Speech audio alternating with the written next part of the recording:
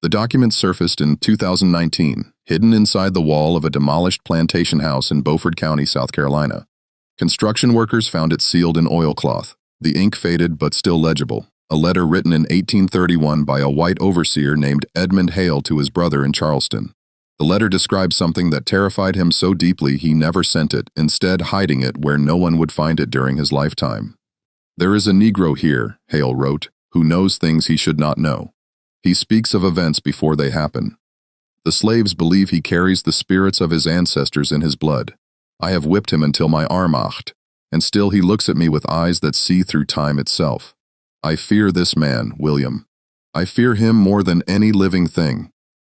The Negro's name, according to plantation records cross-referenced with Hale's letter, was listed as Jim in the ledger, but that wasn't his real name. His real name was Jabari Mansa, and what happened to him represents one of the most deliberately erased stories in American history. Because Jabari didn't just resist slavery through escape attempts or physical rebellion, he resisted through something far more dangerous to the system that enslaved him. He refused to let them take his mind. What you're about to hear has been buried for nearly 2 centuries. The records were destroyed, the witnesses silenced, and the story itself was treated as too dangerous to preserve. But fragments survived. Court documents, auction receipts, letters like Hale's that were hidden rather than destroyed. Testimony from enslaved people recorded decades after emancipation by researchers who understood that oral history carried truths that official records deliberately omitted. And when you piece these fragments together, they reveal something that plantation owners in the 1800s understood, but could never admit publicly, that the most dangerous slave was not the one who ran or fought, but the one who remembered. Jabari Mansa arrived in Charleston Harbor in August 1807, 1 month before the act prohibiting importation of slaves would officially end the legal Atlantic slave trade to the United States. The ship was the Henrietta Marie, a Portuguese vessel that had operated under Spanish registry to circumvent increasing British naval patrols. Records show 312 Africans boarded that ship on the coast of present-day Senegal. 127 survived the crossing. The rest were thrown overboard, their bodies feeding sharks that learned to follow slave ships across the Atlantic like vultures following an army. But we're not starting there. We're starting 37 years later in 1844 with what happened in the woods outside Beaufort, when Jabari did something that would be investigated by 3 separate court inquiries and ultimately lead to legislation specifically designed to prevent anyone from ever doing it again. The incident involved 12 enslaved people from different plantations who met in secret on a Sunday night. What they did during that meeting depends on who's telling the story. The white authorities claimed it was a voodoo ceremony designed to curse plantation owners. The enslaved community said it was a teaching that Jabari was passing on knowledge that needed to survive. But everyone agreed on one detail after that night. 2 of the white men who discovered the gathering went slowly insane, speaking in languages they'd never learned, describing places they'd never seen, unable to distinguish their own memories from visions of events that hadn't happened yet. The courts called it hysteria, the enslaved people called it justice, and Jabari Mansa, when questioned under torture about what he'd done, said only this: "I showed them what we remember, and memory is a weapon they cannot take." To understand what he meant, you need to understand where Jabari came from and what he carried with him that proved more dangerous than any knife or gun.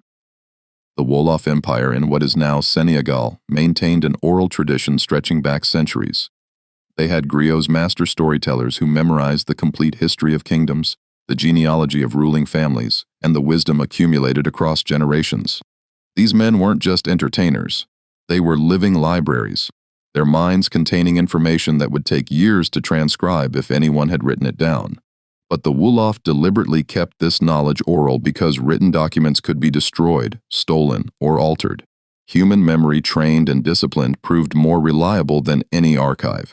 Jabari's grandfather had been a Go, not the highest rank, but respected enough that his family carried status. They weren't royalty, but they weren't farmers or laborers either. They existed in that middle tier of African society that white slave traders found most profitable, educated enough to be valuable, but not powerful enough to be protected. When French and Portuguese traders established their forts along the Senegal's coast, they paid local chiefs to provide captives from this exact social class. Smart enough to be useful, isolated enough to be expendable. Jabari was 17 when the raiders came. This wasn't a random attack or village raid. This was business. The local chief, whose name history has conveniently forgotten, had signed a contract to provide 50 young men to a Portuguese trader named Valentim da Silva. The contract specified ages between 15 and 25, physically healthy, no visible diseases or disabilities. Dar Silva paid in textiles, rum, and iron bars, the standard currency of the slave trade, and the chief's men selected their targets with the precision of people fulfilling a commercial order. They took Jabari during the dry season, when young men traveled to fishing villages near the coast to trade goods. There were 6 of them, all from families with some education or skill.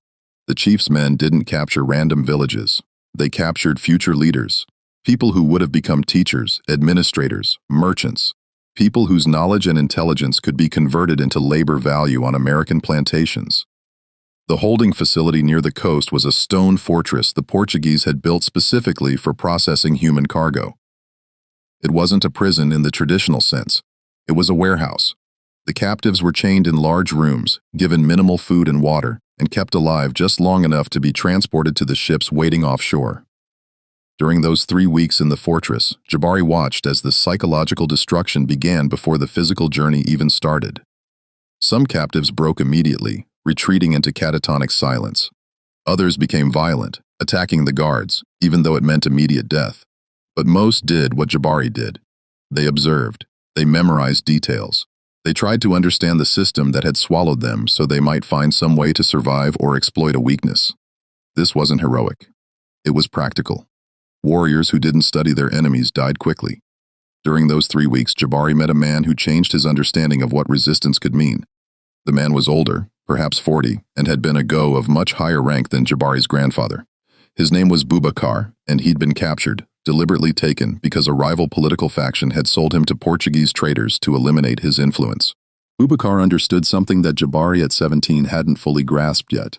They weren't just stealing people's bodies. They were attempting to erase cultures, languages, entire civilizations worth of accumulated knowledge. "Listen to me carefully," Boubacar said during one of the few moments when the guards weren't watching. "They will try to make you forget your name. They will try to take your language. They will beat you until you believe you are what they call you. But if you can keep your memories intact, if you can preserve what you know about who you were before they took you, you carry something they cannot destroy. Memory is not weakness. Memory is the only weapon that survives every torture." This wasn't a speech about hope or eventual freedom. Boubacar was too practical for that. He was teaching a specific survival technique, the preservation of identity through deliberate memory work. The way a Go memorizes thousands of lines of genealogy, Jabari would need to memorize everything about himself that the slave system would try to erase. His family's lineage, the geography of his homeland, the stories his grandfather had told him, the taste of foods he'd eaten, the sound of his mother's voice, the specific way sunlight looked at dawn over the Senegal River. "They will take your freedom," Boubacar continued. "They will take your body, but your mind remains your own until you surrender it. And if enough of us refuse to surrender, if we keep remembering and teaching what we remember, they cannot fully win. They can enslave us, but they cannot erase us." 3 days later, Boubacar died. The official cause was listed as dysentery, but the other captives knew better. He'd simply stopped fighting to survive, his body giving up, even though his mind remained clear until the end. Before he died, he made Jabari promise something specific. "Remember everything, not just your own story, but mine. My name was Boubacar Dio, son of Madu Dio, griot of the Wolof court. I was born in 1767 during the reign of," and he recited his complete lineage going back 7 generations. Jabari memorized every word. When the Henrietta Marie departed the African coast with its cargo of 312 captives, Jabari carried something in his mind that the ship's captain, Antonio Fernandez, would never know existed. He carried complete genealogical records of 2 Wolof families, oral histories of Senegalese kingdoms, and the systematic knowledge of how to preserve memory under conditions designed to destroy it. This knowledge would prove far more dangerous to American slavery than any weapon. The Middle Passage was exactly what you've read about in every account of the slave trade, systematic horror designed to maximize the number of surviving bodies while minimizing the cost of transport. Jabari was chained in the cargo hold for 11 weeks, his movement so restricted that muscles atrophied. The ship's surgeon, a man named Dr. Henrik Costa, kept detailed logs of the crossing. These logs survived and were later acquired by abolitionist researchers. They make for disturbing reading, not because of any explicit description of violence, but because of their clinical detachment. Day 23. 5 Negroes died overnight, likely from dysentery, threw bodies overboard at dawn. Day 30. Storm damage to forward cargo hold. Water contamination affecting approximately 40 Negroes. Expect mortality increase. Day 47. Fever spreading in a hold separated sick Negroes to prevent wider contagion. 12 died. Day 66. Food stores adequate. Water stores low but sufficient for estimated arrival date. What these logs don't record is what happened in the minds of the people chained in that darkness. The psychological destruction that comes from sustained sensory deprivation, the smell of death and waste, the sounds of people losing their sanity, the knowledge that you're being transported to something worse than this hell. But Jabari had Boubacar's teaching. During those 11 weeks, while his body weakened nearly to death, his mind engaged in an act of defiant preservation. He recited everything he'd memorized, every name in his family lineage, every story his grandfather had told him, every geographical detail of his homeland. When he finished his own memories, he recited Boubacar's lineage, the one he'd memorized before the old Go died. When he finished that, he began memorizing new things, the faces of people chained near him, the patterns of the ship's daily routines, the specific phrases the Portuguese crew used when bringing food or inspecting cargo.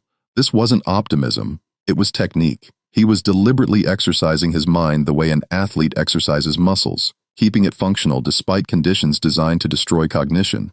Other captives noticed what Jabari was doing. A woman chained near him, whose name he would later learn was Aminata, asked him why he was whispering constantly. When he explained, she understood immediately. She'd been a merchant's daughter, educated in calculation and record-keeping.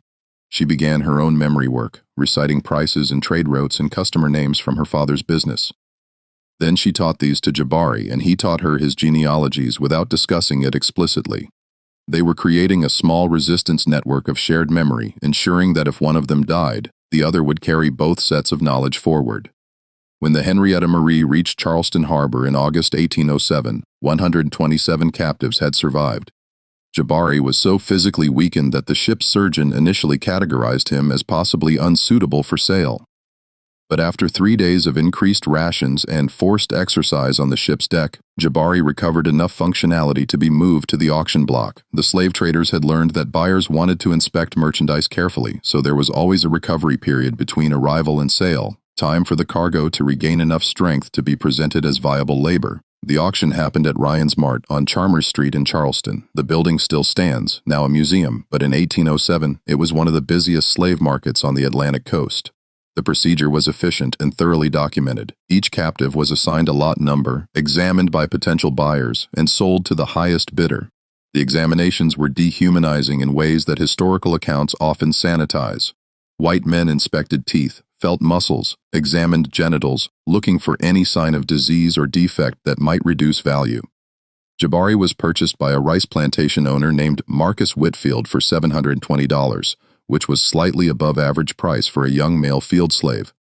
Whitfield owned a large plantation on the coast near Beaufort, where rice cultivation required extensive labor in conditions that killed enslaved people at horrifying rates. The flooded rice fields bred malaria and yellow fever. The work was physically devastating, and the isolation of these coastal plantations meant overseers faced less scrutiny than on properties near towns. The plantation records still exist, housed in the South Carolina Historical Society. They show Jabari's arrival, listed as Negro Jim, purchased Charleston, August 1, 1887, assigned to fieldwork, no known skills. That entry represents everything wrong with how slavery attempted to document human beings. Jabari arrived with 17 years of education in oral tradition, the equivalent of a university-level training in his grandfather's field. He spoke 3 languages. He could recite historical chronicles that would fill volumes if transcribed, but to Marcus Whitfield, he was just Negro Jim. No known skills. What happened next? The way Jabari began his specific form of resistance started not with a dramatic action, but with a quiet choice during his first week on the Whitfield plantation. The overseer, a man named Thomas Brennan, was explaining work assignments through a combination of demonstration and violence. He didn't speak any African languages, and none of the newly arrived Africans spoke English. So he communicated through beating anyone who failed to immediately understand what was required. This was standard practice, the breaking period where new slaves learned their place through systematic brutality. On the third day, Brennan was demonstrating how to plant rice seedlings in the flooded fields. He showed the motion once, then shoved an African captive into the water and beat him with a wooden rod until the man attempted to replicate the action. When it was Jabari's turn, he performed the motion perfectly on the first try, having observed carefully what Brennan wanted. This should have satisfied the overseer. Instead, it unsettled him. The look in Jabari's eyes suggested understanding that went beyond simple imitation. It suggested intelligence actively learning, not a beast being trained through repetition. "You watching me, boy?" Brennan said, though Jabari couldn't understand the English words yet. "You think you're smart?"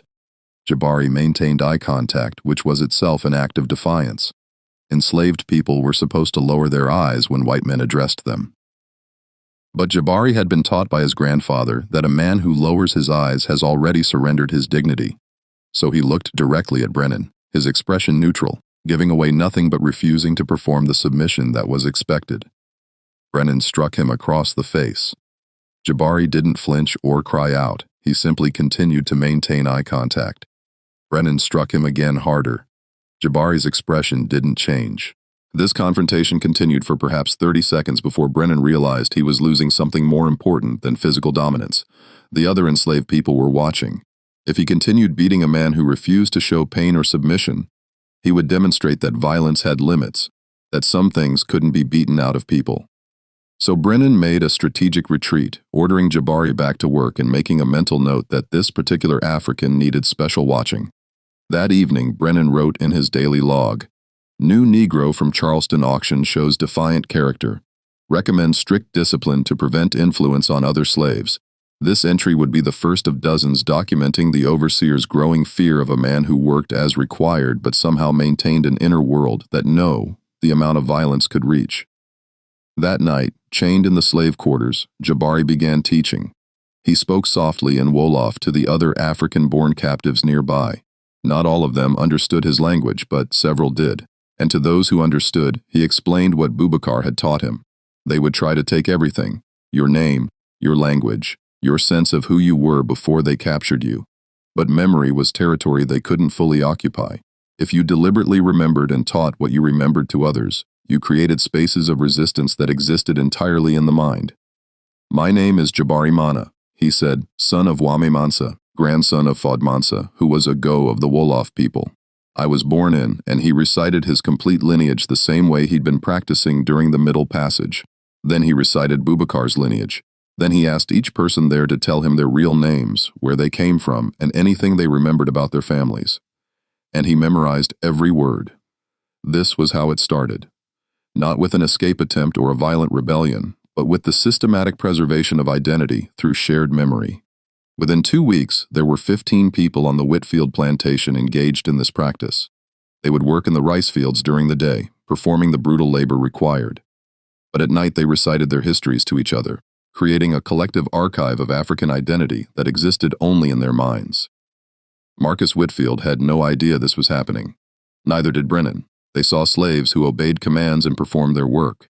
They didn't see the nightly gatherings where people spoke in African languages, preserving knowledge that the plantation system assumed would die with the first generation of African-born captives. They didn't understand that resistance could take forms that looked nothing like rebellion, and they definitely didn't anticipate what would happen when Jabari started teaching the children.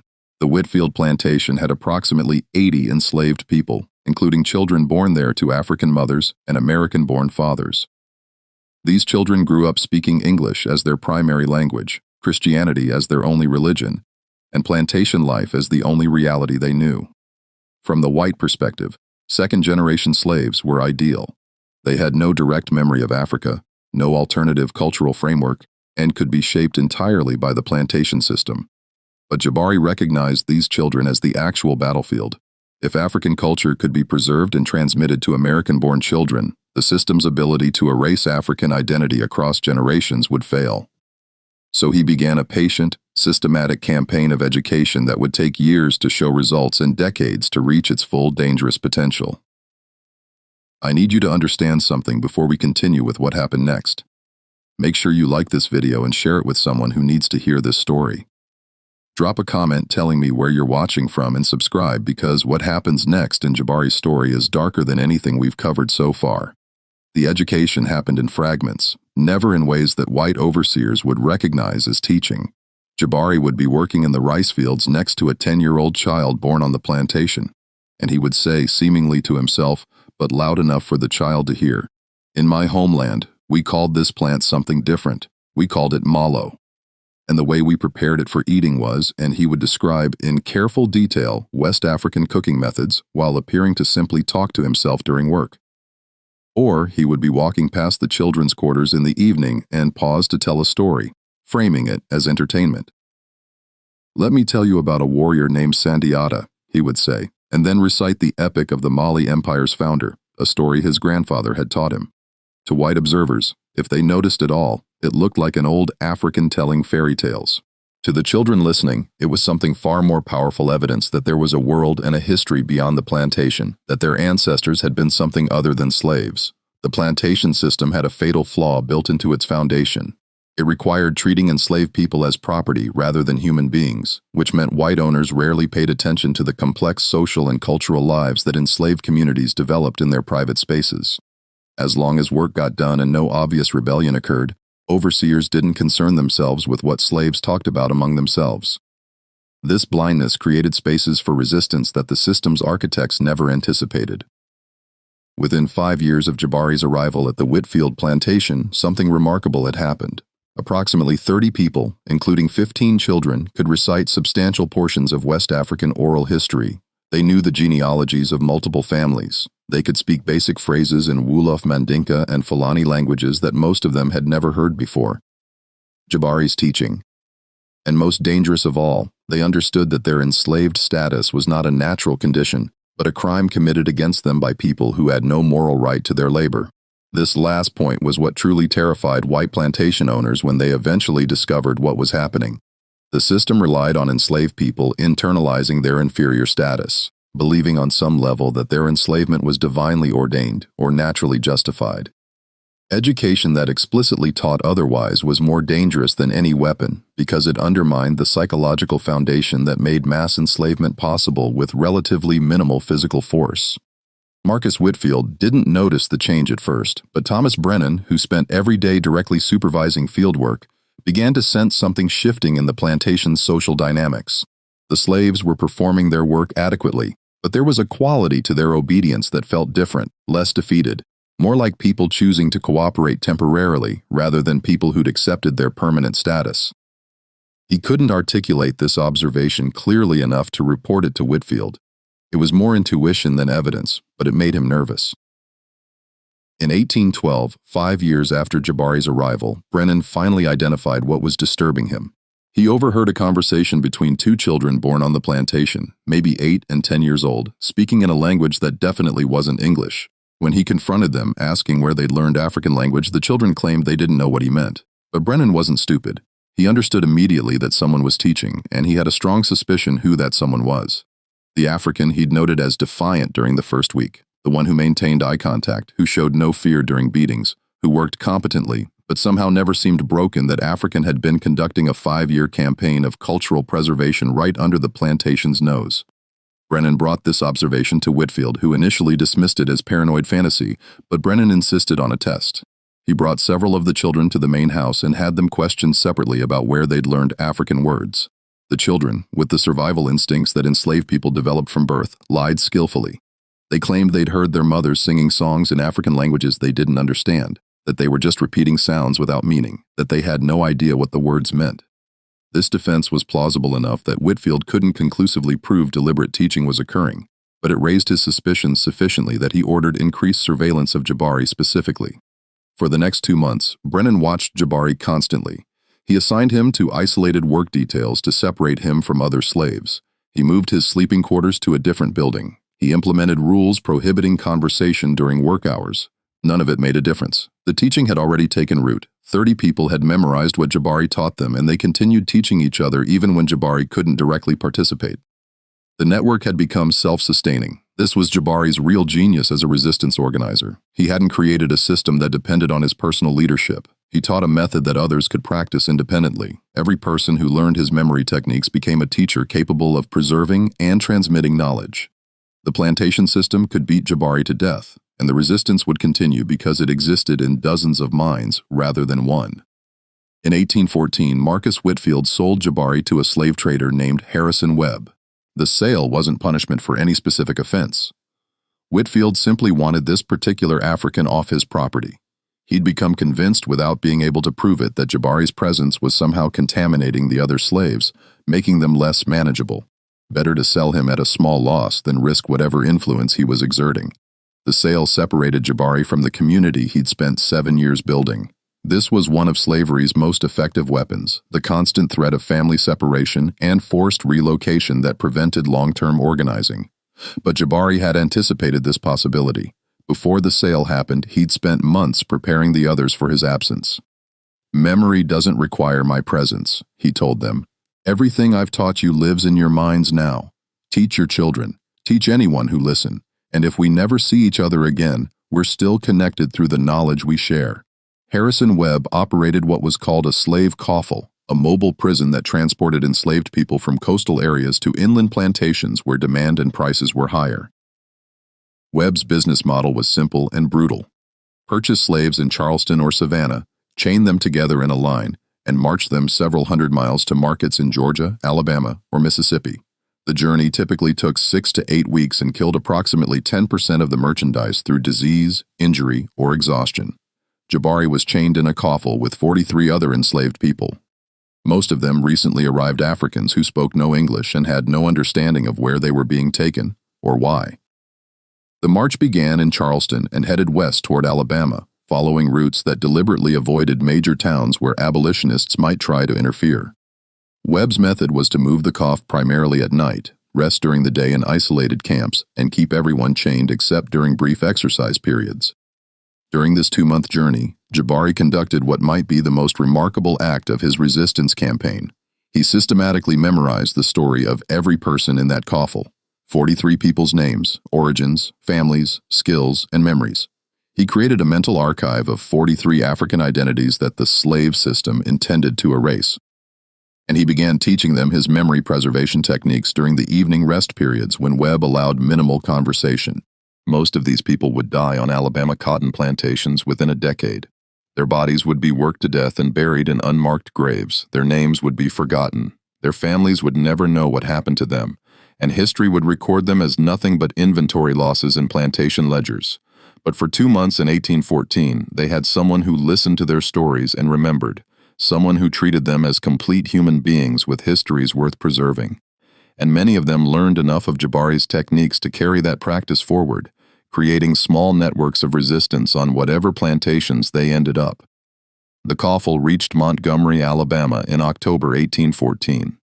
Webb sold most of his merchandise at an auction there, but Jabari and 7 others were transported an additional 100 miles to a cotton plantation owned by a man named Samuel Crawford. Crawford's plantation was large, even by Alabama standards. Nearly 3,000 acres worked by over 200 enslaved people. The scale was staggering. This wasn't a farm. It was an industrial operation that processed human beings into cotton with mechanical efficiency. The conditions on Crawford's plantation were noticeably worse than what Jabari had experienced at Whitfield's rice operation. Cotton cultivation required year-round labor. During planting season, enslaved people worked 16-hour days preparing fields and planting seeds. During growing season, they maintained fields through constant weeding and pest control. During harvest, they picked cotton from dawn until they literally collapsed from exhaustion with daily quotas that increased every year as overseers developed more efficient exploitation techniques. And during processing season, they ginned and baled cotton in conditions that permanently damaged lungs from cotton fiber inhalation. The plantation's overseer was a man named Jacob Reeves, and he ran the operation with a level of systematic violence that made Thomas Brennan look gentle by comparison. Reeves had developed a theory that maximum productivity came from keeping slaves in a constant state of fear, just below the threshold of rebellion. He maintained detailed records of every enslaved person's output, punished anyone who failed to meet quotas, and conducted random beatings to ensure that even high performers never felt safe. His journals, which somehow survived and are now housed at Oren University's archives, make for genuinely disturbing reading, pages and pages of calculated cruelty documented with the same attention to detail that a scientist might give to an experiment. Jabari's arrival at Crawford's plantation happened to coincide with an incident that would establish his reputation among the enslaved community there. During his first week, a young woman named Sarah collapsed in the cotton fields from heat exhaustion. Reeves's response was to have her dragged to the side of the field and beaten for malingering, a standard punishment designed to discourage other slaves from attempting to avoid work through fake illness. Jabari, who was working nearby and had witnessed Sarah's collapse, said something that none of the other slaves had ever heard an African say to a white overseer. "She needs water and shade. She will die otherwise." Reeves turned to Jabari with an expression of genuine shock. New slaves, especially African-born ones who barely spoke English, did not offer medical assessments or instructions to white men. The social order required absolute deference. By speaking at all without permission, Jabari had committed an offense that would normally earn severe punishment. "What did you say, boy?" Jabari repeated himself, this time in clearer English that showed 7 years of language learning. "The woman needs water and shade. What you call heat exhaustion will kill her within an hour if not treated. I have seen this before." The other enslaved people expected Reeves to beat Jabari unconscious for this insubordination. Instead, something stranger happened. Reeves, despite his routine brutality, recognized that this African was different from most slaves. He was speaking with the confidence of someone offering expert analysis, not the terrified mumbling of someone trying to avoid punishment. And Reeves, beneath his cruelty, understood enough about cotton production to know that replacing dead slaves cost money. "You know medicine?" Reeves asked. Jabari didn't, not in any formal sense. But his grandfather had taught him about tropical diseases and heat-related illnesses common in West Africa, and the symptoms were similar. "I know that what is happening to her body. Give her water, shade, and rest, or your master loses property." The purely economic argument convinced Reeves. He ordered water brought and had Sarah moved to shade. She survived. And that evening, Jabari had established something that would prove crucial to his continued survival and influence. He demonstrated specialized knowledge that had commercial value to the plantation system. Slaves who possessed useful skills received marginally better treatment because killing them meant losing their expertise. Over the next several months, Jabari carefully cultivated a reputation as someone who understood health and could predict when slaves were actually sick versus malingering. He couldn't save everyone. The work regime was designed to kill people regardless of medical care. But he saved enough lives that Crawford and Reeves began consulting him regularly, pulling him out of field work to examine sick slaves and advise on treatment. This role gave Jabari something invaluable: access to nearly every enslaved person on the plantation and time to talk with them privately. The conversations happened during medical consultations. Jabari would be examining someone for malaria symptoms or treating an infected wound, and while he worked, he would speak quietly. "What is your name?" "Your real name, not what they call you. Where were you born? Do you remember your mother's name?" And he would memorize everything they told him, adding it to the mental archive he'd been building since 1807. But he did something more than just collect information. He taught the same memory preservation techniques he'd developed at Whitfield's plantation. "The stories you remember, teach them to your children," he would say. "The names of your ancestors, speak them aloud when you're alone so you don't forget. They are trying to erase who we were before they took us. Don't let them succeed." By 1820, Jabari had been on Crawford's plantation for 6 years and had created another network of cultural preservation involving at least 50 people. They met in small groups during Sunday rest periods, ostensibly for Christian worship services, but actually conducting what amounted to classes in African history, language, and identity preservation. The cover was nearly perfect. White plantation owners actively encouraged slave Christianity, believing it made people more docile. They never considered that enslaved people might use religious gatherings to maintain precisely the kind of cultural knowledge that Christianity was supposed to replace. But Samuel Crawford was more observant than Marcus Whitfield had been. In 1821, he noticed something that troubled him deeply. The older African-born slaves on his plantation seemed to be teaching something to the younger American-born slaves. He couldn't quite identify what was being taught, but he noticed that children who'd grown up speaking only English were suddenly using African words. That enslaved people who should have been thoroughly broken by the system showed signs of not exactly rebellion, but something more subtle, pride maybe, or just the absence of the complete psychological defeat that efficient plantation management required. Crawford didn't connect this observation directly to Jabari. The plantation had over 200 enslaved people, and tracking the influence patterns of any single individual was nearly impossible. But he did recognize that something needed to change. So, in 1822, he implemented a new rule: no gatherings of more than 5 slaves outside of supervised work details, no private conversations during Sunday services, and random inspections of slave quarters to ensure nothing forbidden was being kept or taught. These measures slowed Jabari's teaching, but didn't stop it. The network simply adapted, meeting in smaller groups, teaching more carefully, developing coded language for discussing African history that sounded like Christian theology to white observers. The kingdom of our fathers meant West African empires. The crossing meant the Middle Passage. The time before captivity meant pre-slavery African life. White overseers heard what they expected: slaves discussing biblical kingdoms and spiritual journeys while completely missing that actual history and geography were being preserved. In 1825, something happened that would eventually lead to the incident in 1844 that we started with. A Methodist minister named Reverend Thomas Whitmore began conducting missionary work among enslaved people on plantations throughout the region. Whitmore was a complicated figure. He genuinely believed slavery was divinely ordained, but also believed that enslaved people had souls that required Christian salvation. So he traveled from plantation to plantation, conducting services, teaching Bible verses, and trying to ensure that slaves received proper religious instruction. Whitmore's visits to Crawford's plantation created an opportunity that Jabari immediately recognized.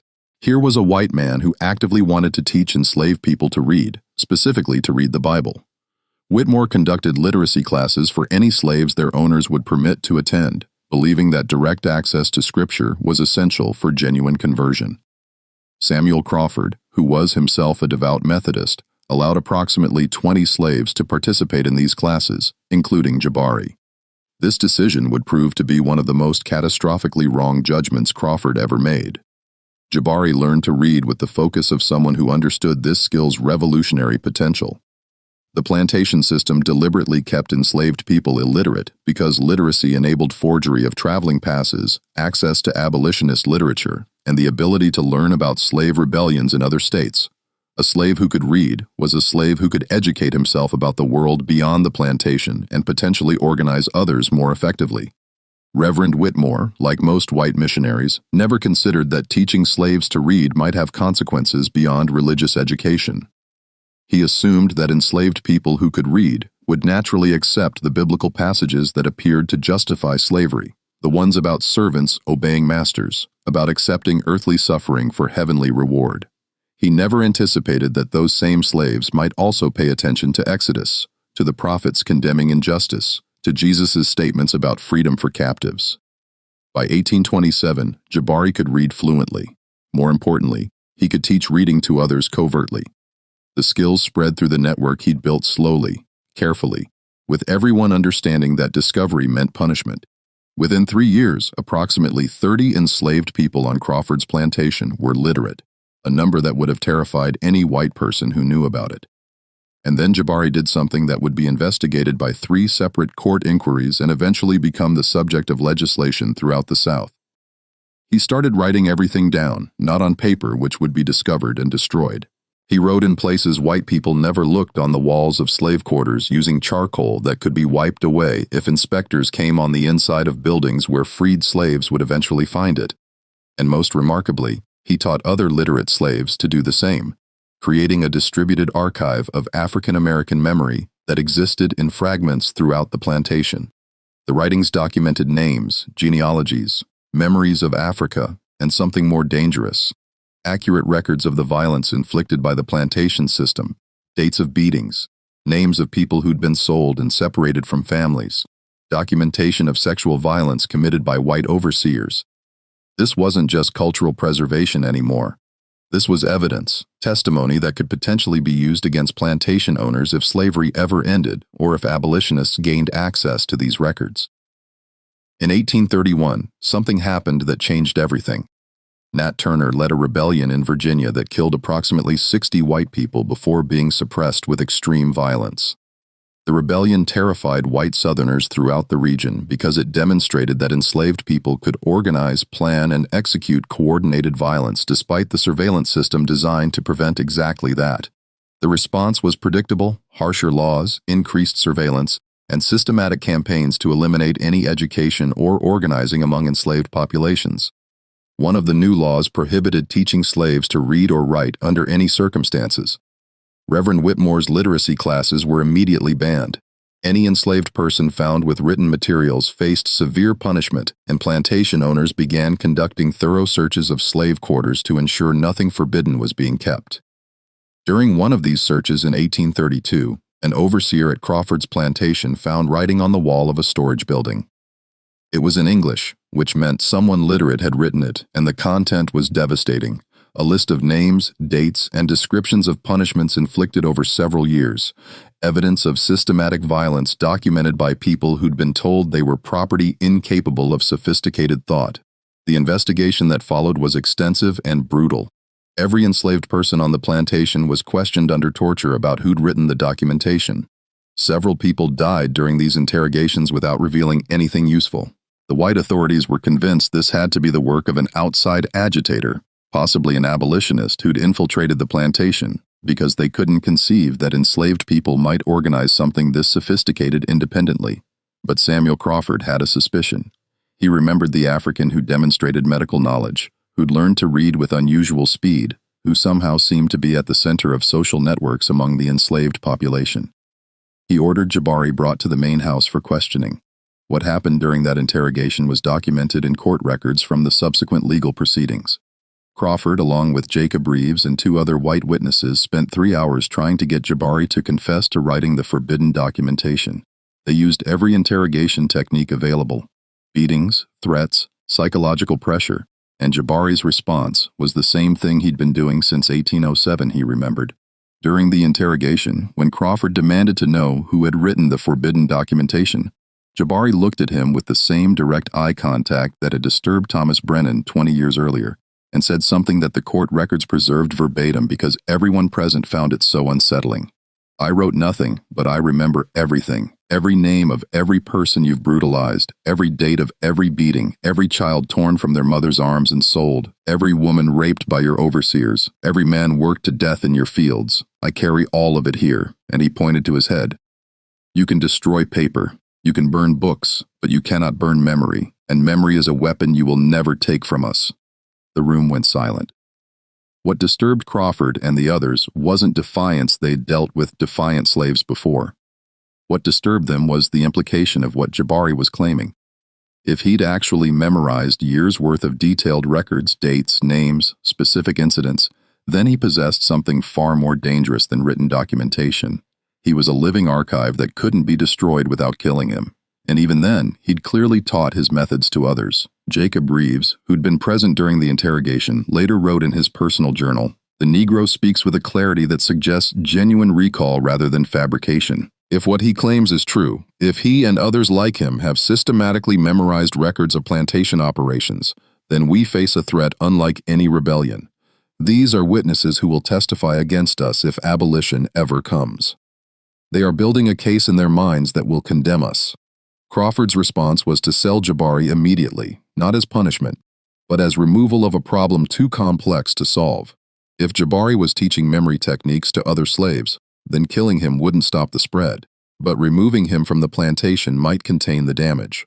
So in 1832, Jabari was sold to a slave trader named Richard Moss, who transported him to South Carolina.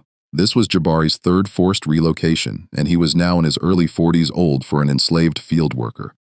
Most enslaved men who survived to 40 had accumulated enough injuries and health problems from brutal labor that their commercial value decreased significantly. But Jabari's medical knowledge and his reputation for being intelligent, even if disturbingly so, meant he still commanded decent prices from buyers looking for skilled slaves rather than field hands. The plantation he ended up on was owned by a man named George Bellamy, located about 20 miles outside Bowout. Bellamy ran a smaller operation than Crawford's, only about 60 enslaved people working on mixed crops. But he had a particular interest in what he called Negro management theory.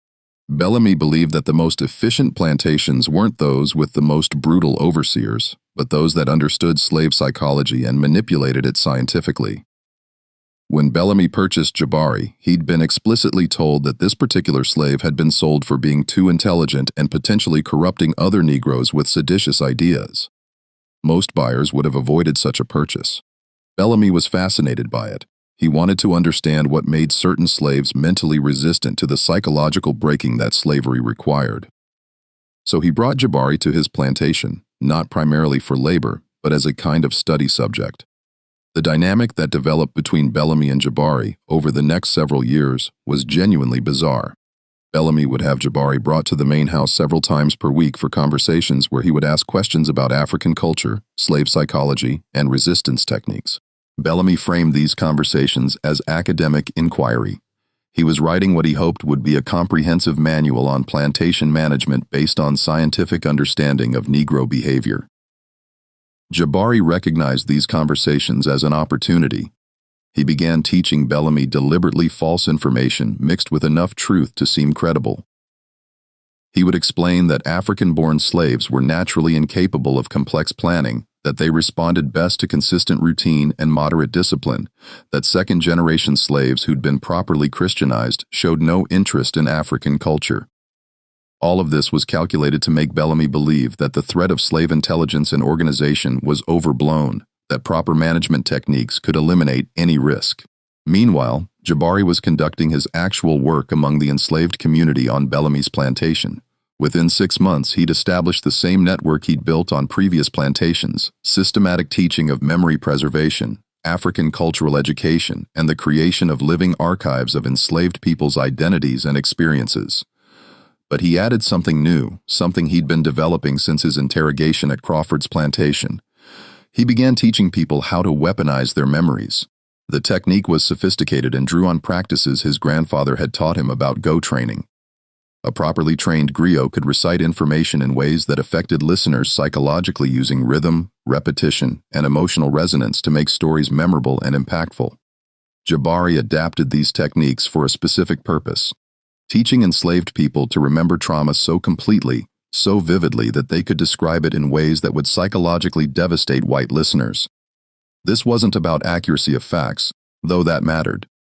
This was about emotional truth, teaching people to access and articulate their suffering in ways that forced listeners to confront the full human cost of slavery.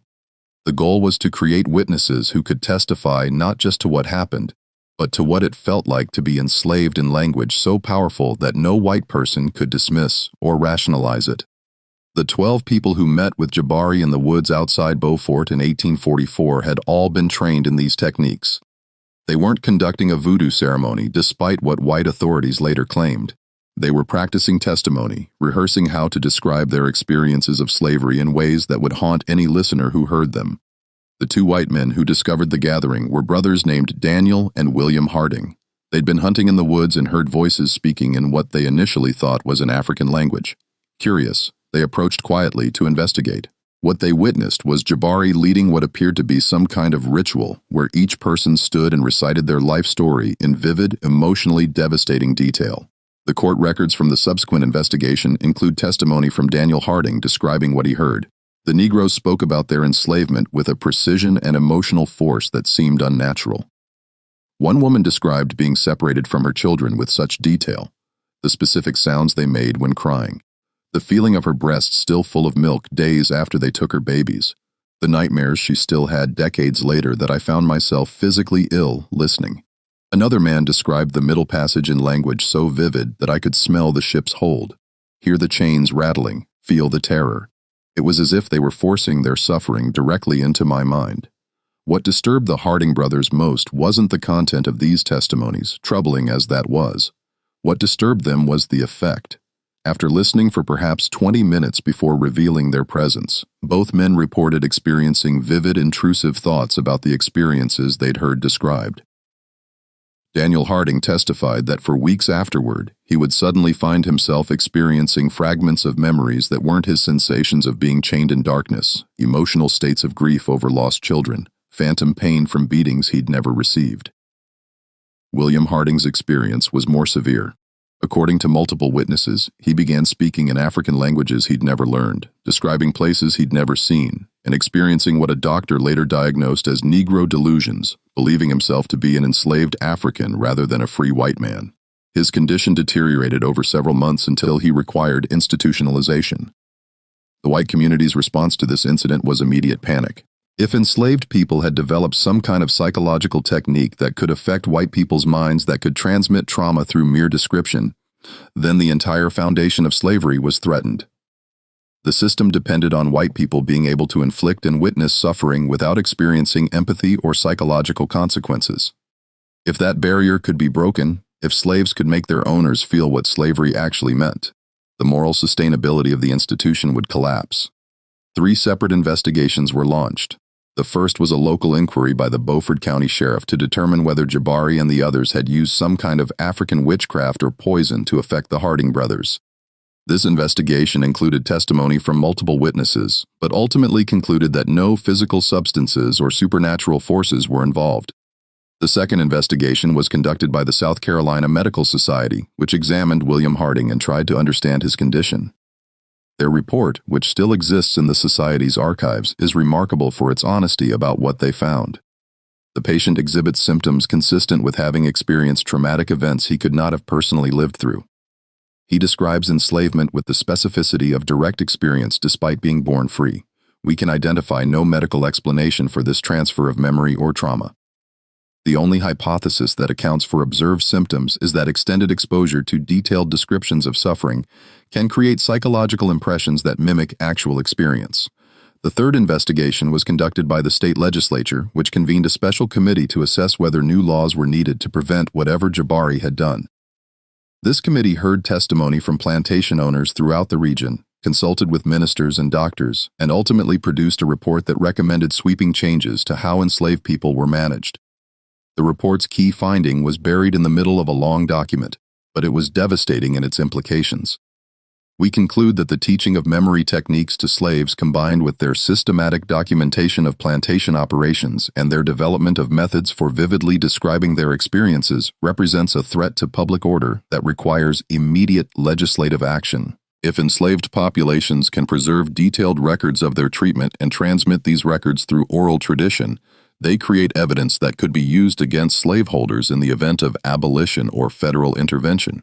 More immediately, if slaves can affect white citizens psychologically through sufficiently vivid description of their suffering, they possess a weapon that conventional plantation management cannot neutralize. The legislation that followed, passed in South Carolina in 1845 and adopted in modified form by several other southern states, included provisions that specifically targeted the kind of resistance Jabari had pioneered. It prohibited teaching enslaved people any memory techniques or mnemonic systems. It made it illegal for more than 3 slaves to meet privately without white supervision. It required plantation owners to rotate slave populations regularly to prevent the formation of long-term communities where knowledge could be preserved across generations. And most tellingly, it mandated the separation or sale of any enslaved person identified as possessing unusual intelligence or capability for organized resistance. George Bellamy, whose plantation had been the site of the 1844 incident, faced significant social pressure from other plantation owners. They viewed him as having been dangerously naive in allowing Jabari extended contact with other slaves and access to the kind of freedom that enabled organizing.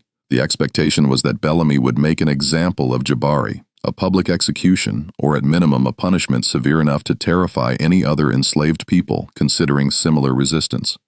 But Bellamy did something that surprised everyone. He refused to have Jabari killed. His reasoning, preserved in a letter to his brother, revealed something important about how certain white people understood the threat Jabari represented. If we kill him, we make him a martyr and confirm that his methods are powerful enough to frighten us. If we torture him publicly, we prove that psychological resistance warrants the same violent response as physical rebellion, which validates his approach. The most effective response is to contain him while publicly dismissing his influence as overblown hysteria. So instead of execution, Bellamy sold Jabari to a man named Edmund Hale, who ran a small plantation in the interior of South Carolina with only about 20 enslaved people. The expectation was that Jabari would be isolated on a small plantation where his influence would be minimal, and where Hale, who'd been warned about Jabari's history, would keep him under strict surveillance. This was 1845. Jabari was now in his mid-50s. He'd been enslaved for 38 years, survived 4 different plantations, witnessed countless acts of brutality, lost contact with everyone he taught in previous locations, and endured decades of systematic attempts to break his will. Any reasonable person would have been psychologically destroyed by this accumulation of trauma. Any normal human being would have surrendered to despair. But Jabari wasn't normal. He'd spent 38 years practicing and refining techniques for psychological resistance that transcended anything the slave system had encountered before.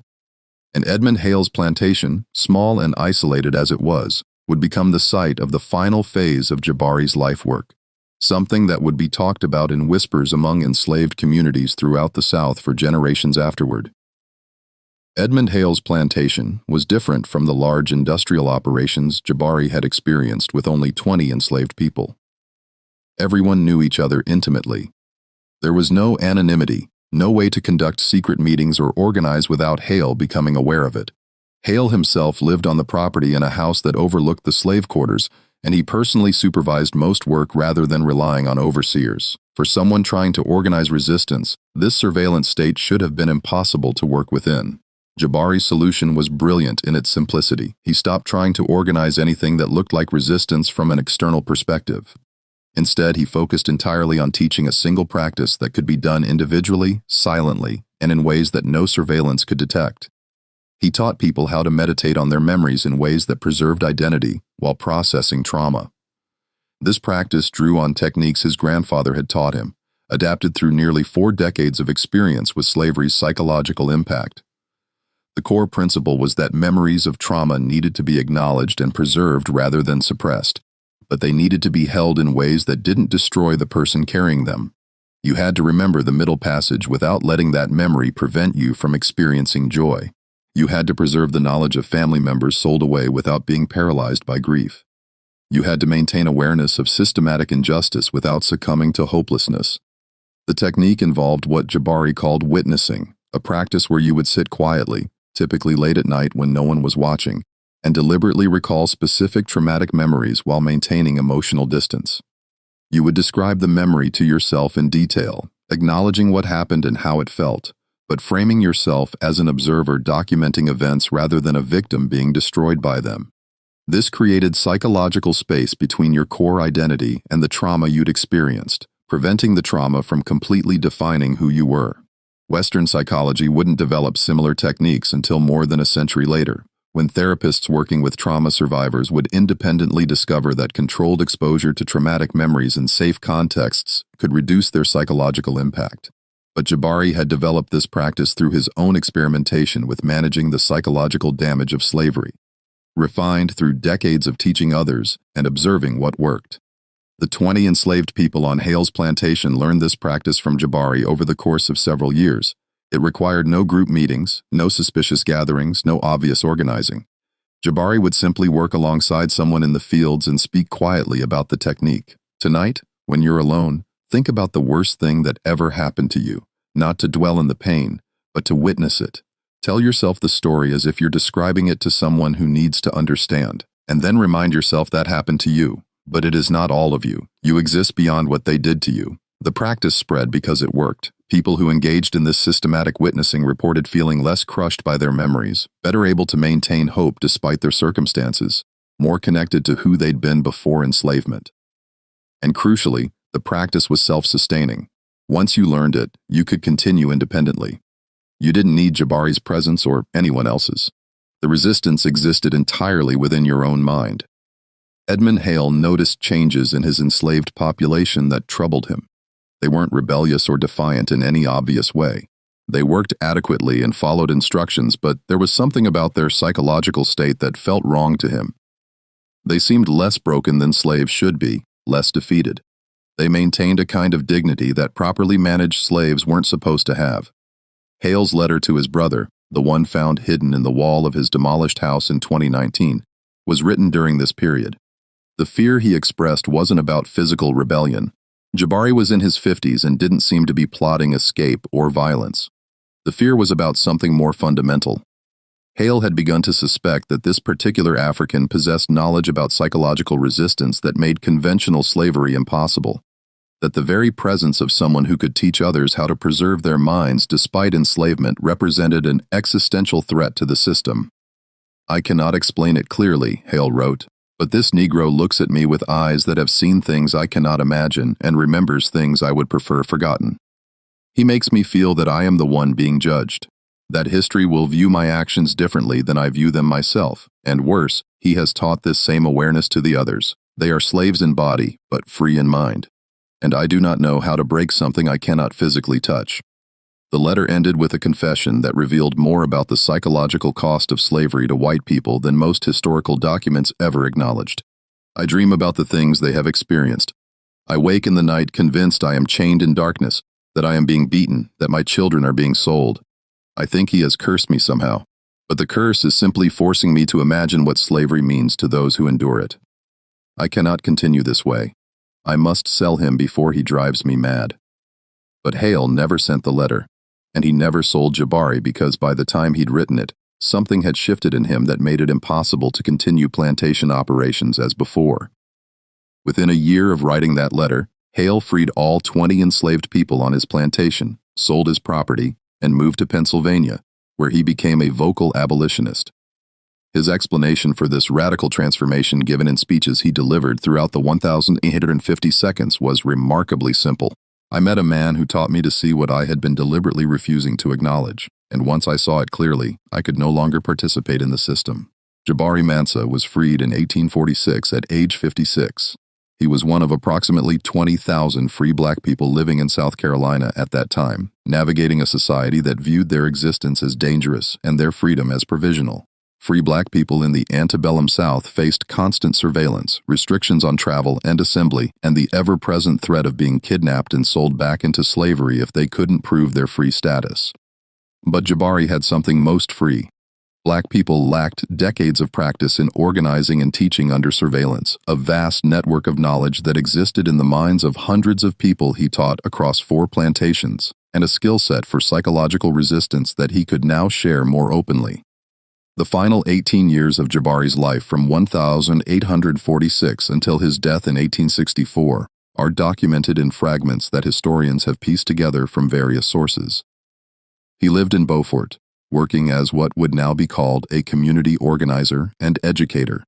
He taught literacy to free black children and adults who sought him out. He conducted what he called remembering circles where people would share their experiences of slavery and practice the witnessing techniques he developed. And he served as what amounted to a living library. Anyone who wanted to know about African culture, about their family history, or about the realities of slavery that white historians were already beginning to sanitize could come to Jabari and learn. More importantly, he trained others to continue his work. By the time of his death in 1864, months before the Civil War ended slavery throughout the United States, Jabari had created a network of approximately 200 people across 3 states who practiced his memory preservation techniques and who taught them to others. These people became the foundation for what would eventually evolve into the oral history tradition that kept African American experiences alive despite systematic attempts to erase them from official records. Jabari Mansa died on the 15th of March 1864 in a small house in Beaufort, South Carolina, surrounded by people he'd taught. The cause of death was recorded as pneumonia, but several witnesses later said he'd simply decided it was time to stop. He'd lived 57 years as an enslaved person and 18 years as a free man.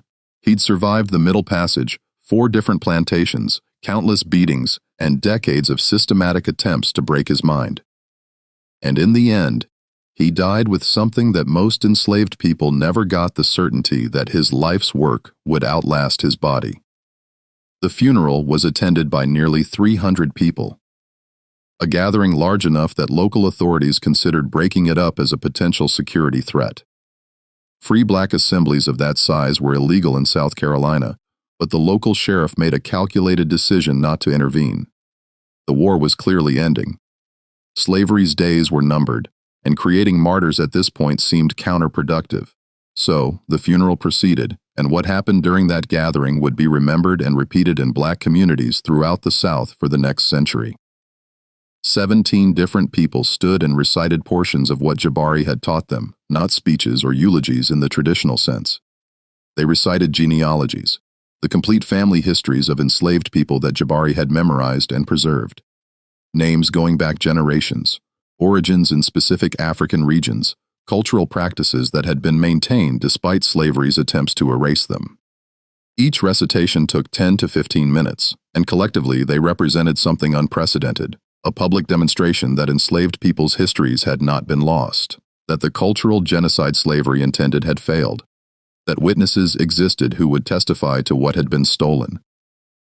A woman named Charlotte, who'd been freed 2 years earlier, stood and recited the names of 47 people who'd been sold from George Bellamy's plantation between 1832 and 1845. She spoke each name clearly, gave the date of their sale, described where they'd been taken, if that information was known, and listed family members they'd been separated from. The recitation took 20 minutes. When she finished, she said simply, "Jabari taught me to remember these people so they would not disappear from history. They were here, they existed, and we bear witness." A man named Isaac, who'd learned to read through Jabari's teaching, read from a document he'd written, a detailed account of punishments inflicted on Crawford's plantation in Alabama over a 15-year period, names of people who'd been whipped, dates of the beatings, descriptions of injuries. He'd compiled this document based on what Jabari had taught him and what he'd remembered himself, and he announced that copies of this testimony would be preserved and eventually delivered to federal authorities investigating slavery's conditions.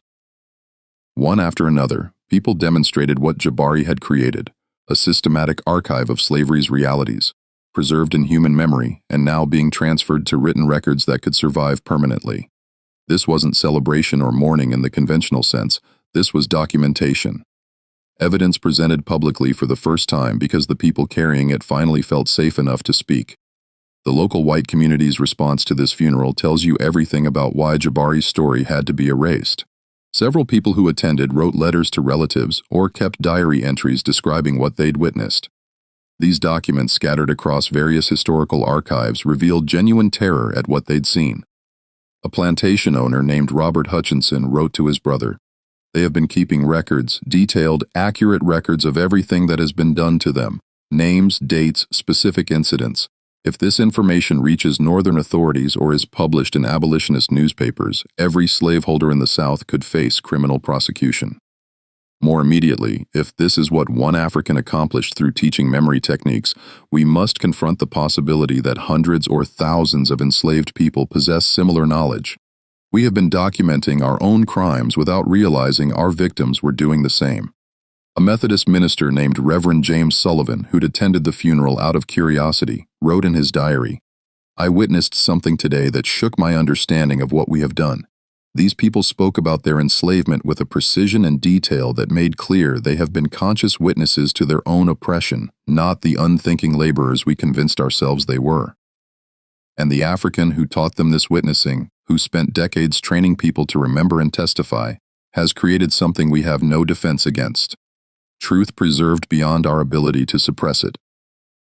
Within 2 weeks of Jabari's funeral, a coordinated campaign began to suppress any discussion of what had happened there.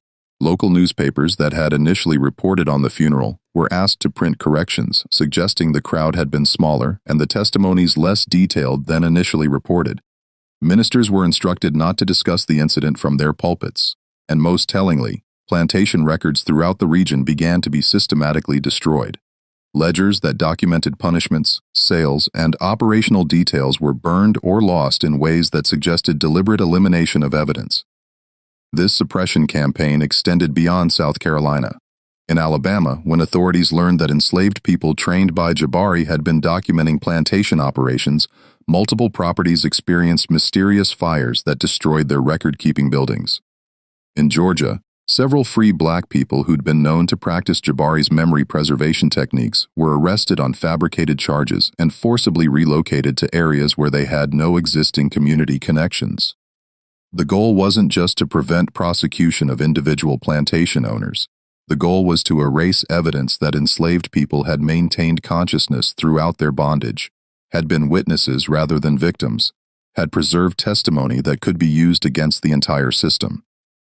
Because if that evidence became public, if Northern abolitionists and federal authorities gained access to the kind of detailed accounts that Jabari had taught people to preserve, the South's defense of slavery as a benign institution that enslaved people accepted as natural would collapse completely. But here's what the people trying to suppress this story didn't understand. You can't erase something that exists in hundreds of minds scattered across multiple states. You can burn documents. You can silence individual witnesses, but you can't destroy knowledge that's been distributed through a network designed specifically to survive exactly this kind of suppression attempt. The memory preservation network Jabari created continued functioning after his death, and it evolved in ways that even he probably didn't anticipate. During Reconstruction, when formerly enslaved people began testifying before federal authorities about slavery's conditions, an unusual number of witnesses from South Carolina, Alabama, and Georgia provided testimony that was remarkably detailed and consistent. They could recite specific dates, name individual perpetrators, describe incidents with the kind of precision that made their accounts legally credible rather than dismissible as emotional exaggeration. Federal investigators noticed this pattern but couldn't quite understand it. How were formerly enslaved people, most of whom were illiterate and had been deliberately isolated from information, able to provide testimony that read like legal depositions? The answer, which a few investigators eventually pieced together, was that they'd been trained by someone who understood that memory could be weaponized, that witnessing could be a form of resistance, and that the best way to ensure justice was to create witnesses who couldn't be discredited. In 1872, a federal investigator named Samuel Harrison interviewed approximately 50 formerly enslaved people in South Carolina about their experiences. His report, buried in the National Archives until a historian rediscovered it in 1998, includes this observation. I have encountered an unusual phenomenon among the freed people in this region. Many possess an ability to recall details of their enslavement with extraordinary precision. When questioned about this capability, several mentioned having been taught memory techniques by an African man they refer to respectfully as the teacher or the rememberer. They describe him as someone who believed that preserving accurate testimony was a moral obligation and a form of resistance. The impact of his teaching appears to have created a generation of witnesses whose accounts will prove invaluable in documenting slavery's true nature. But Harrison's report was never published. The political climate of the 1872s was shifting against Reconstruction. Northern commitment to protecting freed people's rights was weakening. Southern whites were regaining political power, and the last thing anyone in authority wanted was detailed testimony about slavery's brutality that might inflame sectional tensions or justify continued federal intervention in Southern affairs. So the report was filed away, classified, and forgotten. And the broader story of what Jabari had accomplished, the creation of a systematic archive of slavery's realities preserved through trained human memory, was deliberately excluded from historical narratives being written about the antebellum period. This exclusion wasn't accidental. In the decades following the Civil War, as American historians began constructing official narratives about slavery, they faced a fundamental problem. If they acknowledged that enslaved people had maintained consciousness, had witnessed and remembered their oppression, had created sophisticated resistance networks that white authorities never fully detected, it would undermine every justification for slavery that Southern culture had constructed. It would prove that enslaved people had always been fully human, fully conscious, and actively resistant in ways that made the entire system morally indefensible. So instead, historians created a narrative where enslaved people were victims who endured passively until Northern armies freed them, where African culture was erased within a single generation and replaced entirely by American Christianity, where resistance meant only physical rebellion or escape attempts, never psychological or cultural preservation.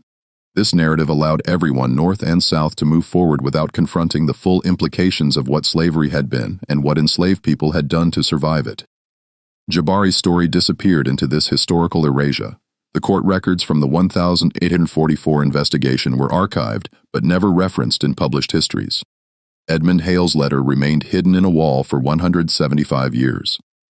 The testimonies from Jabari's funeral were preserved in private papers but never included in official accounts. And the entire phenomenon of enslaved people systematically documenting their experiences through trained memory was treated as if it had never happened. What makes this erasure particularly disturbing is that it was successful for so long. For more than a century, American historians taught that enslaved people left no reliable testimony about their experiences because they were illiterate and traumatized. Scholars claimed that understanding slavery required relying primarily on plantation records and white observers' accounts because enslaved people's perspectives weren't preserved in ways that met historical standards of evidence. This wasn't ignorance. This was deliberate because the evidence existed in scattered court records and private papers and oral traditions maintained by African American communities. It just wasn't acknowledged as legitimate historical source material because doing so would require admitting that everything mainstream history had claimed about slavery was incomplete at best and actively deceptive at worst. The rediscovery of Jabari's story began in the 1962 seconds during the Civil Rights Movement when historians started seriously investigating African American oral traditions as legitimate historical sources. Researchers interviewing elderly Black people throughout the South began hearing references to memory preservation practices, to witnessing circles to an African teacher who'd lived in the 19th century and taught people to remember despite trauma. These references were fragmentary, airy, and inconsistent, but they appeared frequently enough that serious historians recognized they might point to something real. One of those historians was a researcher named Dr. Margaret Chen, who was investigating enslaved people's psychological resistance strategies for her dissertation at Howard University in 1967. Chen interviewed over 300 people, mostly elderly descendants of enslaved people, asking about family stories and cultural practices that had been passed down through generations. Approximately 40 of her interview subjects mentioned ancestors who'd learned memory preservation techniques from an African man in South Carolina in the years before the Civil War. Chen spent the next 15 years tracking down documentary evidence to corroborate these oral histories. She found Edmund Hale's court testimony from 1945. She located portions of Jacob Reeves's plantation journals in Auburn University's archives. She discovered Samuel Harrison's buried federal report in the National Archives. And she pieced together enough documentary evidence to publish a paper in 1982 titled Psychological Resistance and Memory Preservation Among Antebellum Enslaved Populations, The Case of Jabari Manor. The paper was published in an obscure academic journal and largely ignored by mainstream historians, but it provided the first scholarly documentation that an enslaved African man had created a systematic network for preserving cultural memory and testimony that functioned across multiple states and survived beyond his lifetime. Chen's work established that oral histories about this figure were based on historical reality, not myth or collective imagination. Then, in 2019, when construction workers found Edmund Hale's letter hidden in that plantation house wall, suddenly there was physical evidence that corroborated everything Chen had documented. A white plantation owner writing in 1831 describing an enslaved African who possessed knowledge about psychological resistance that terrified him, who could affect white people's minds through the power of preserved memory and vivid testimony, who represented a threat that conventional plantation management couldn't neutralize. The letter's discovery sparked renewed interest in Jabari's story. Historians began searching for additional documentation, and what they found was evidence of a massive coordinated suppression campaign, destroyed records, buried reports, oral histories that were collected but never published, testimony that was recorded but deliberately excluded from historical narratives. Why was this suppression so thorough? Why was Jabari's story considered so dangerous that it needed to be erased even after slavery ended, even after the Civil War? Even after Reconstruction failed and white supremacy was legally reestablished throughout the South? The answer reveals something essential about American memory and historical narrative. Jabari's story proved that enslaved people were conscious witnesses who preserved detailed testimony about their experiences. It proved that psychological and cultural resistance was more sophisticated and effective than physical rebellion. It proved that the official narrative of slavery, that it was a tragic but ultimately benign institution where most enslaved people were treated adequately and many even preferred slavery to freedom, was a deliberate lie constructed by people who needed to justify the unjustifiable. Most dangerous of all, Jabari's story proved that memory itself could be a weapon. That people who preserved accurate testimony about oppression created evidence that would eventually be used against their oppressors. That witnessing was a form of resistance that no amount of violence could fully suppress, and that the erasure of uncomfortable history required constant active suppression because the truth kept surviving in oral traditions, in hidden documents in the minds of people who refused to forget. This is why the story you're hearing right now was buried for nearly 2 centuries. Not because the evidence didn't exist, not because historians didn't know about it, but because acknowledging it would require confronting truths that American culture has spent centuries trying to avoid. That slavery wasn't an unfortunate system that everyone participated in passively. that enslaved people weren't victims without agency, that psychological resistance was more dangerous to slavery than any physical rebellion, and that the official histories we've been taught are incomplete by design, constructed to protect certain narratives about American identity that can't survive contact with preserved testimony from the people who were enslaved. The sealed room exists to excavate exactly these kinds of buried stories, the ones that were hidden not through neglect but through deliberate suppression. The ones that reveal uncomfortable truths about systems we'd prefer to believe were less brutal, less calculated, less successful at what they intended to accomplish. Jabari Mansa's legacy isn't just that he survived slavery or that he taught people to preserve their identities. His legacy is that he created a methodology for resistance that transcended his individual life, that functioned across generations, that proved memory could be weaponized in ways that violence never fully defeated. Every person he taught became a living archive. Every technique he shared became a tool that others could use and adapt. Every genealogy he memorized, every testimony he helped people preserve, every witnessing circle he conducted created evidence that survived to testify against the system that enslaved him. And the hundreds of people who learned from Jabari passed those techniques to their children and grandchildren who passed them to their descendants, creating chains of memory preservation that extended into the 20th century and beyond. The oral history tradition in African American communities, the specific ways that Black families preserve and transmit stories about ancestors, the practice of witnessing that became central to civil rights movement testimony. All of these carry traces of what Jabari systematized in the 1800s.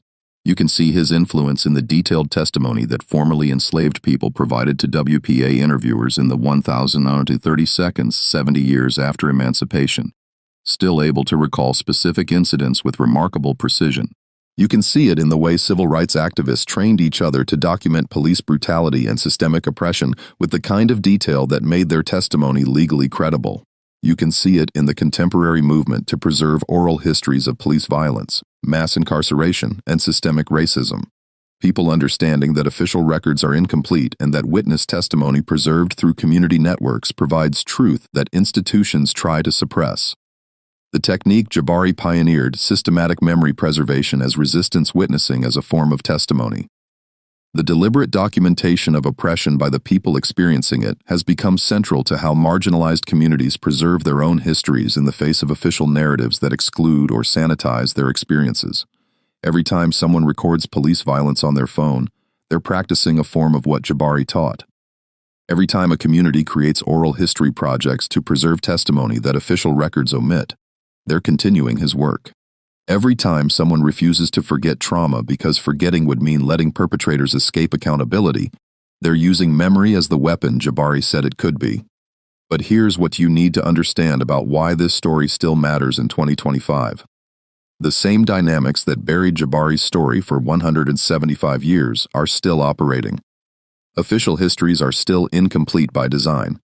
Testimony from marginalized people is still treated as less reliable than institutional records, and the preservation of uncomfortable truths still requires active resistance against forces that prefer those truths remain buried. Edmund Hale's letter sat hidden in a wall for 175 years before construction workers found it by accident. How many other documents are still hidden, still waiting to be discovered, still capable of overturning what we think we know about American history?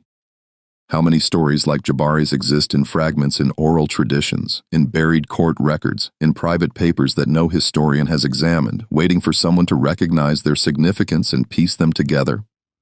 And more importantly, what does it tell us about American memory that a story this significant, documented in multiple sources, corroborated by physical evidence and oral tradition, could be successfully suppressed for nearly 2 centuries? What does it reveal about whose stories get told and whose get buried? Whose testimony is considered credible and whose is dismissed, whose resistance is acknowledged and whose is erased? Jabari Mansa spent 57 years enslaved and died free, but still living in a society that viewed his existence as threatening. He created something that terrified plantation owners enough that they tried to erase all evidence of it. He taught techniques that continued functioning for generations after his death, and his story was buried so thoroughly that most Americans have never heard it until now. This is the story that America tried to erase forever. The one that proved enslaved people were conscious witnesses who documented their oppression in ways that survived despite systematic suppression attempts. The one that demonstrated psychological resistance could be more dangerous than physical rebellion. The one that revealed memory itself as a weapon that no amount of violence could fully neutralize. And the fact that you're hearing it now in 2025, 161 years after Jabari's death, proves something he understood from the beginning. You can suppress truth temporarily. You can bury documents and destroy records and exclude testimony from official narratives. But if enough people preserve what they know, if they teach those preservation techniques to others, if they create networks of memory that survive across generations, eventually the truth resurfaces. Jabari Mansa's story survived because he taught people how to make it survive. And now you're part of that survival. You're one more person who knows what happened, who understands what was suppressed and why, who carries this knowledge forward. That's how memory wins against forgetting. Not through dramatic victories, but through patient accumulation of witnesses who refuse to stop witnessing. The letter Edmund Hale hid in that wall ended with these words: "I fear this man more than any living thing because he has shown me that I am the one who will be forgotten while he and what he taught will be remembered." Hale was right to be afraid. His name appears in this story only as someone who was changed by encountering Jabari. His legacy is being the white man who was psychologically defeated by a man he enslaved. While Jabari's legacy is the preservation of testimony that survived to indict the system Hale participated in, that's not justice in any complete sense. Jabari spent most of his life enslaved. He suffered trauma that should never have been inflicted. He lost decades to a system that treated him as property. Justice would have been preventing his enslavement in the first place, not just preserving his testimony about it afterward. But in a world where that prevention failed, where the crime was committed and couldn't be undone, what Jabari created represents something significant. Evidence that survives to testify, methods that others can learn and adapt, proof that consciousness and memory can't be fully destroyed, even by systems designed specifically to destroy them, and the demonstration that the most dangerous resistance isn't always the most visible. That teaching people to witness and remember can be more threatening to oppressive systems than any physical rebellion. That's the story America tried to erase. That's the truth that was buried in walls and archived reports and oral traditions that mainstream historians ignored for 175 years. And that's why it matters that you're hearing it now, that you know what happened, that you understand what was suppressed and what survived anyway. Because the next time you hear official history that seems too clean, too sanitized, too conveniently aligned with narratives that protect powerful institutions, remember that Jabari's story existed in documents and testimonies for 175 years before anyone acknowledged it publicly. Remember that absence of evidence in official records often means deliberate suppression rather than actual absence. And remember that the most important truths often survive not in archives but in oral traditions, in community memories, in the testimony of people who lived through what official history prefers to forget. Jabari Mansa proved that memory is a weapon, that witnessing is resistance, that preservation of testimony can survive longer than the systems that created the trauma being testified to. His story was buried because it was dangerous, and the fact that it survived anyway proves his methods worked. Now you carry that knowledge forward. You're one more witness to what was suppressed and what survived. One more person who knows that American history is incomplete, that official narratives exclude uncomfortable truths, that testimony from marginalized people exists even when mainstream sources claim it doesn't. That's how memory defeats forgetting, not through institutional acknowledgement, but through networks of people who refuse to stop remembering and teaching what they know. This is the forbidden story that America tried to erase forever, and the fact that you heard it means the erasure failed, means the erasure failed, means the erasure failed, means the erasure failed, means the erasure failed, means the erasure failed, means the erasure failed, means the erasure failed, means the erasure failed, means the erasure